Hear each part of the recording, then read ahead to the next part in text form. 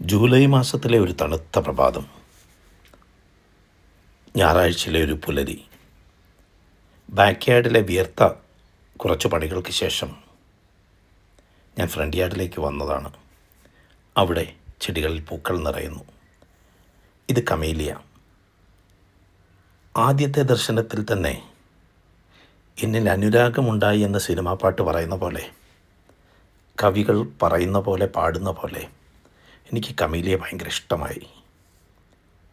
എനിക്ക് പനിനീർപ്പൂവിനേക്കാളും ജമന്തിപ്പൂവിനേക്കാളും ഒക്കെ ഇപ്പോൾ കമേലിയ ഭയങ്കര ഇഷ്ടമാണ്. ജാസ്മിൻ്റെ മണത്തെക്കാളും എനിക്ക് പ്രിയങ്കരമായിട്ട് തോന്നുന്നത് കമേലിയ ചെടികളാണ്.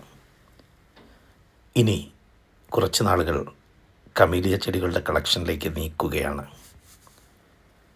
അധ്വാനത്തിൻ്റെ ഒരു പങ്ക് ചെടികൾക്കും പ്രകൃതിക്കും പക്ഷികൾക്കുമായി ഞാൻ നീക്കി വെക്കുകയാണ്. ഈ തണുത്ത കാലാവസ്ഥയിലും ചെടികളിൽ പൂക്കളുണ്ടാകുന്നു.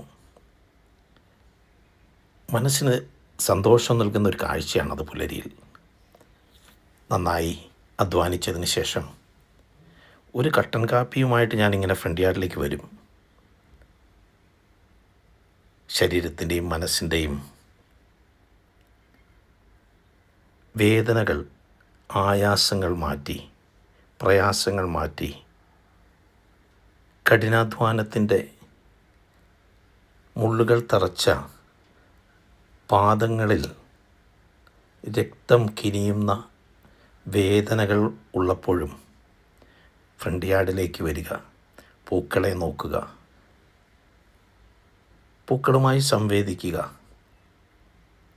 അവർ പറയുന്നത് കേൾക്കുക, ക്ഷമയോടെ അവർക്കിടയിലൂടെ നടക്കുക, അവർക്കിടയിൽ വില്ലനായി വളരുന്ന കളകൾ പറിക്കുക, അവയെ മുത്തമിട്ട് പറക്കുന്ന പൂമ്പാറ്റകളെ നോക്കി ആകാംക്ഷയോടെ നിൽക്കുക.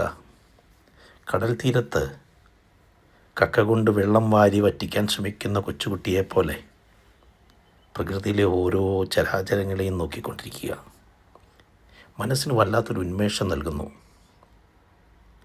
ഈ പൂക്കളെ തൊടുക, അവയെ സ്പർശിക്കുക, അവയ്ക്കരികിൽ ഒരൽപ്പം നേരം ഇരിക്കുക, സംഗീതം കേൾക്കുക, പ്രകൃതിയുടെ സംഗീതം. വല്ലാത്തൊരു അനുഭൂതിയാണത്.